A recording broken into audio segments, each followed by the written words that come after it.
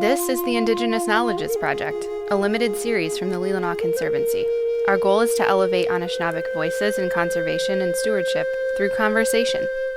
When I grew up as a young man, we were very poor, but we were lucky that we lived right across the road from a lake. So, in those days, there were a lot of cottontails in the brush behind our homes, and we had the lake there with a lot of fish.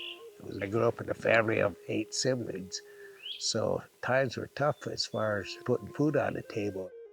Mom was always happy because we knew how to take care of the animals, and by the time we were done, we would set the finished product on our sink at home, and Mom, all she had to do was clean them up and make a meal out of them. So we had a lot of good meals from the things that my brothers and I caught, trapped.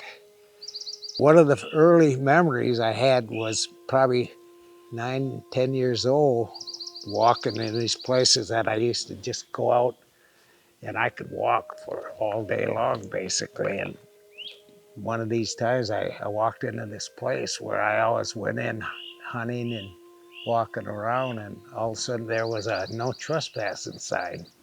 I looked at that and studied that sign, and I thought, wow, does that mean me? All this stuff was going through my mind, and it started getting depressing because every time I turned around, now I started seeing them everywhere. I realized that my ability to go out in these places that I've always walked in, that my ancestors have walked in, was quickly getting shrunk down to hardly anything. Suddenly, it's getting hard to do some of these things. And what I'd heard from the law was, well, all you have to do is go up to somebody's house and knock on their door and ask permission to go use their property. I tried that a few times. I went to about 3 or 4 different places where I used to go, and now there's no trespassing signs. And I knocked, and as soon as they'd opened the door, I could tell by the look on their face that it just wasn't going to happen.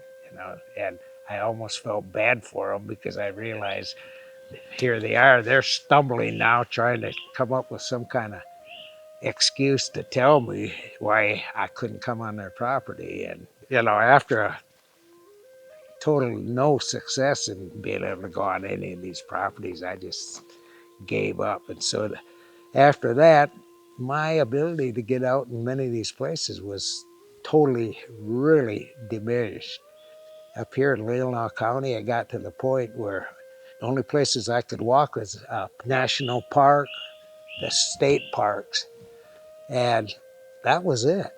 It really narrowed it down to where I could go out and enjoy the forest. So then when I started understanding and seeing what the conservancies were doing, and that it was a place that I could go to, when I started walking in some of these places, I realized that they were some of the most beautiful wild parts of what we have left here. And we talk about our connection to our Mother Earth. She gives us everything that we need to survive in this place. And we had learned how to respect all these things and be able to use them so that we could live here. And the ability to be able to get out and enjoy this stuff is uh, beyond words sometimes. I can go out, sit here, hear the wind in the trees, and watch a light change, and hear the birds singing. And what kind of world would we live in if we didn't have birds singing to us every day?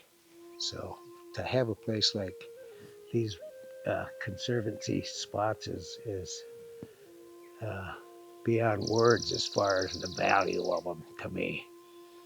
And I think as time goes on and all them places that I used to be able to walk get smaller, these will be more important.